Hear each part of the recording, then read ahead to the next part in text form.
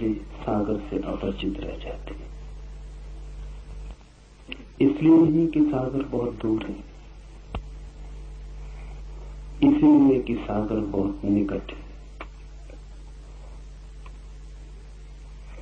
जो दूर है वो दिखाई पड़ता है, जो निकट है वो आंख से ओझल हो जाता है।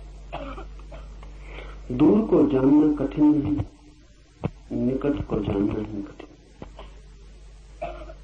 और जो निकट से भी निकट है उसे जानना असंभव। इसे थोड़ा हम ठीक से समझ लें, क्योंकि अंतर यात्रा में अत्यंत अपरिहार्य है जानना इसे। पूछते हैं लोग, कहां खोजें परमात्मा को? पूछते हैं कि जो भीतर ही छिपा है वो भूल कैसे गया है? पूछते हैं कि जो इतना करीब है कि हृदय की धड़कन भी उतनी करीब नहीं, श्वासें भी उतनी पास नहीं स्वयं के, वो भी बिछड़ कैसे गया है? जो मैं स्वयं ही हूं उससे भी विस्मृति कैसे हो गई? और उनका पूछना तर्कयुक्त मालूम पड़ता है। प्रतीत होता है वे जो पूछते हैं ठीक ही पूछते हैं, और लगता है कि होना नहीं चाहिए था ऐसा। जो मेरे भीतर ही छुपा है उसे ही मैं नहीं जान पाता हूं, जो मैं ही हूं वो भी अपरिचित रह जाता है। तो फिर परिचय किससे होगा? पहचान किससे होगी? ज्ञान किसका होगा? जब पास ही छूट जाता है हाथ से, तो दूर को हम कैसे पा सकेंगे? और ऐसा नहीं कि वो आज पास हो गया हो, वो सदा से ही पास है। अनंत अनंत काल से पास है। उससे क्षण भर को भी हमारा छूटना और दूर होना नहीं हुआ है। हम जहां भागे वो हमारे साथ भागता है, हम जहां जाएं वो हमारे साथ जाता है। नरकों में भी वो हमारे साथ यात्रा करता है, और स्वर्गों में भी, पाप में भी वो हमारे साथ उतना ही खड़ा होता है जितना पुण्य में।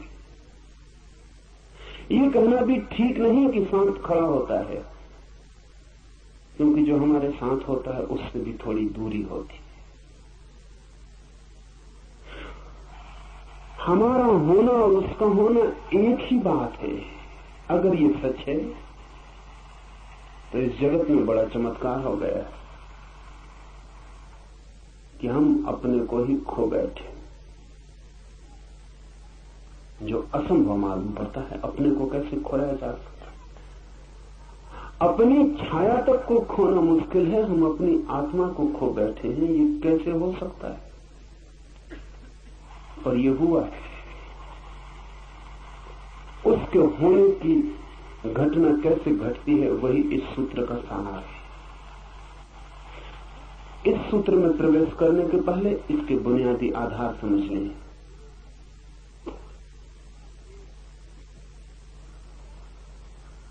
आंख की सीमा है, एक परिधि है। उससे ज्यादा दूर हो तो आंख नहीं देख पाती, उससे ज्यादा पास हो तो भी आंख नहीं देख पाती। आंख के देखने का एक विस्तार है। किसी चीज को आंख के बहुत पास ले आए फिर आंख नहीं देख पाएगी, बहुत दूर ले जाए तो भी आंख नहीं देख पाएगी।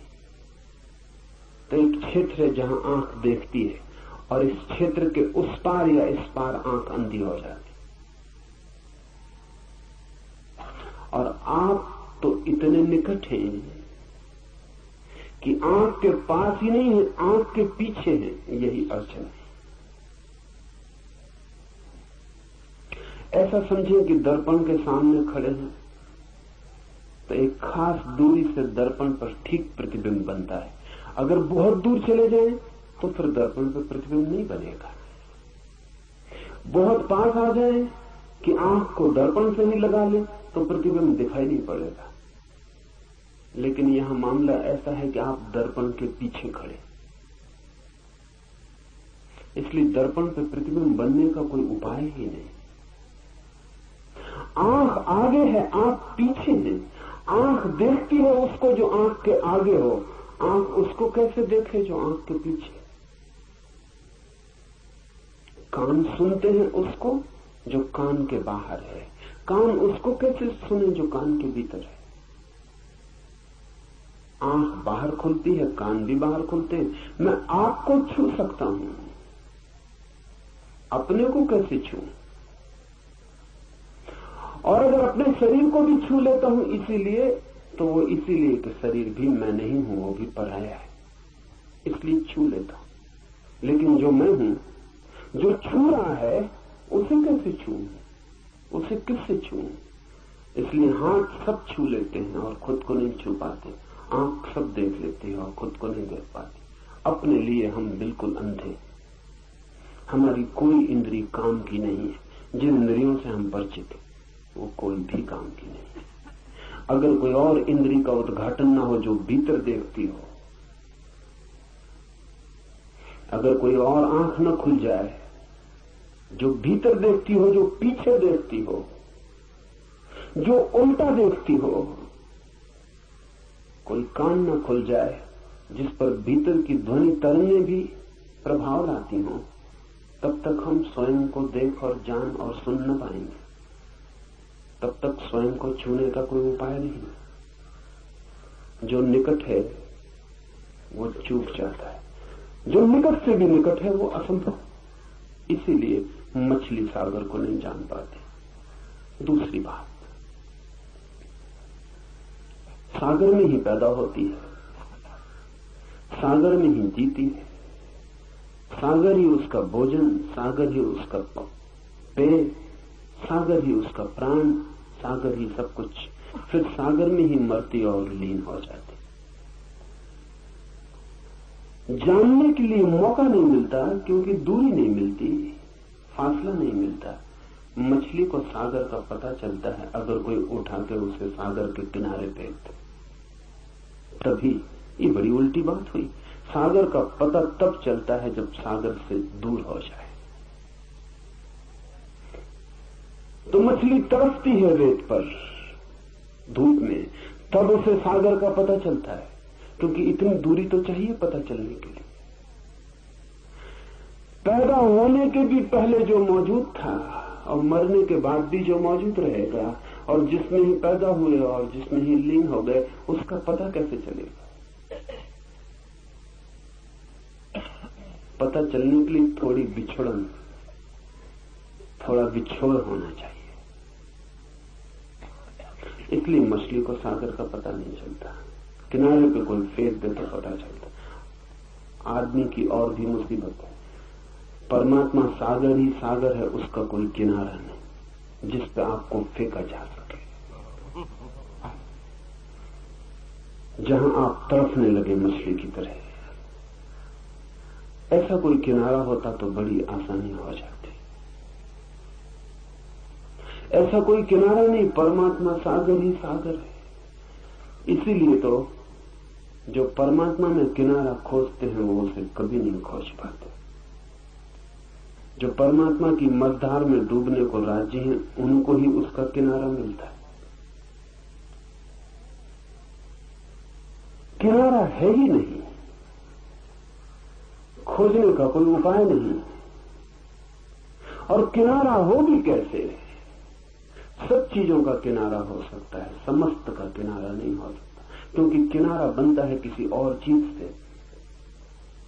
नदी का किनारा बनता है, सागर का किनारा बनता है किसी और चीज से। परमात्मा के अतिरिक्त कुछ और नहीं है जिससे किनारा बन सके।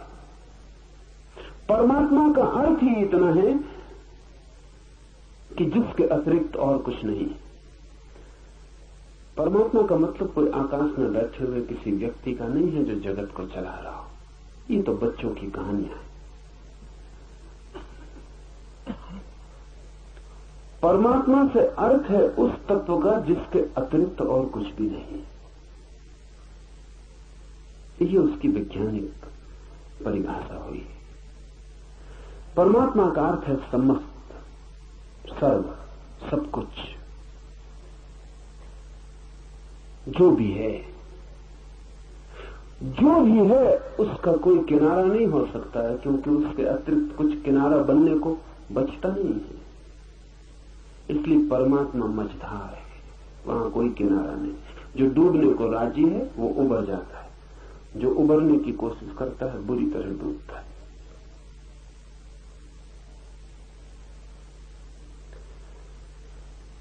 कोई किनारा हो तो पता भी चल जाए, इसीलिए हमें पता नहीं चला है।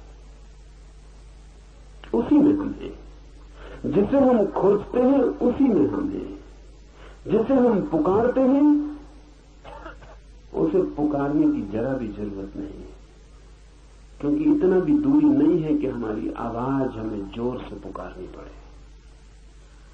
इसलिए कबीर ने कहा है कि क्या तुम्हारा खुदा बहरा हो गया जो तुम इतने जोर से अजान पढ़ते हो? क्या तुम्हारा ईश्वर बहरा हो गया जो तुम इतने जोर से पुकारते हो?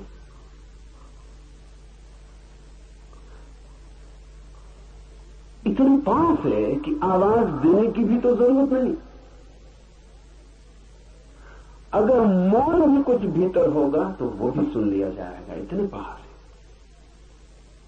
है। दूसरे को पुकारना हो तो आवाज देनी पड़ती है, खुद को पुकारने के लिए आवाज देने की भी क्या जरूरत है? दूसरे का तो तभी सुनाई पड़ता है जब शब्द ध्वनित हो, स्वयं का तो मौन भी सुनाई पड़ता है। इतने जो निकट है वही कठिनाई है। इसे ठीक से ख्याल में ले लें कि सत्य से हम इसलिए चूक गए हैं क्योंकि हम उसी में पैदा होते, उसी से बनती हमारी मांस मज्जा, उसी से निर्मित होती हमारी हड्डियां, वही है हमारा श्वास, वही है हमारा प्राण, वही सब कुछ है। अनेक अनेक रूपों में, अनेक अनेक द्वारों से हम उसी का जोड़ हैं, उसी का खेल। फासला बिल्कुल नहीं है, इसलिए स्मरण नहीं आता, इसलिए स्मरण असंभव हो गया है। इसलिए संसार तो बहुत दिखाई पड़ता है, सत्य बिल्कुल दिखाई नहीं पड़ता। संसार दूर है, जगह है दोनों के बीच में। इसलिए संसार की वासना जगती है। वासना का अर्थ क्या है? वासना का अर्थ है जिससे हमें दूरी मालूम पड़ती हो उससे दूरी मिटाने की कोशिश। वासना का अर्थ है जिससे हमें दूरी मालूम पड़ती हो उससे दूरी मिटाने की कोशिश। इसलिए परमात्मा की कोई वासना नहीं, क्योंकि दूरी ही मालूम नहीं पड़ती। या कभी कोई परमात्मा को खोजता भी मालूम पड़ता है तो झूठी वासना मालूम पड़ती। परमात्मा के नाम से कुछ और मालूम पड़ता।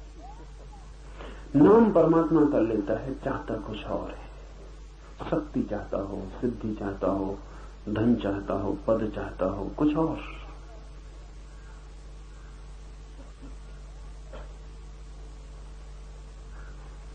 एक मित्र मुझे आके कहते थे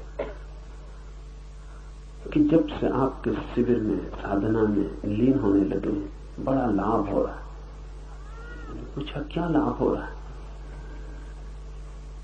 तो उन्होंने कहा अभी आध्यात्मिक तो नहीं हो रहा लेकिन आर्थिक शुरू हो गया।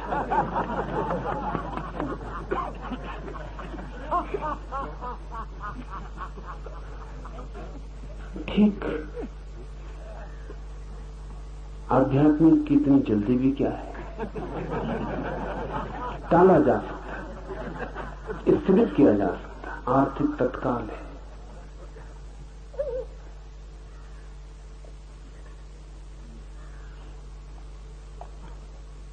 हम खोजते कुछ और हैं, नाम कुछ और देते हैं। जहां जहां हमने परमात्मा लिख छोड़ा है, अगर जरा हम लेबल उखाड़ें तो भीतर कुछ और पाया जाएगा। हम कुछ और चाहते हैं। जो आदमी कुछ और चाहता है परमात्मा के नाम से, वो आदमी उससे ज्यादा बेईमान है जो सीधा संसार चाहता है। कम से कम एक ऑनेस्टी, एक ईमानदारी है, एक प्रामाणिकता है। एक आदमी कहता है मैं धन चाहता हूं, एक आदमी कहता है मैं काम वासना चाहता हूं, एक आदमी कहता है मुझे पद चाहिए, अहंकार की तृप्ति चाहिए, एक आदमी कहता मैं तो परमात्मा चाहता हूं। लेकिन परमात्मा की चाह में मन उसका कुछ ऐसा ही है कि एक दिन दुनिया को दिखा दूं कि मेरी मुट्ठी में परमात्मा भी है।